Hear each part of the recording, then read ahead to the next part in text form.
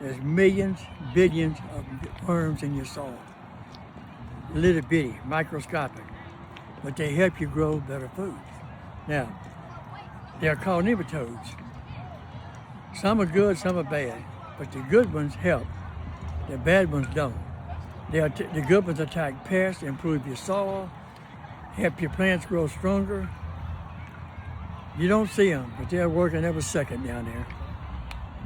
If your garden soil is alive with good nematodes, you have fewer pests and healthier crops without chemicals. That's the main thing.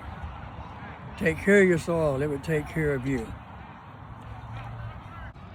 I just mentioned about the good nematodes. Let me tell y'all something. The good ones are your helpers. They go after your harmful pests that eat your plant roots. Some of them even help break down organic matter, which feeds your soil, builds better ground for your plants. If you've got good nematodes, your soil, you're already ahead of the game. I'm filming this at my great-grandson's ball game. It's kind of hard to do this, right?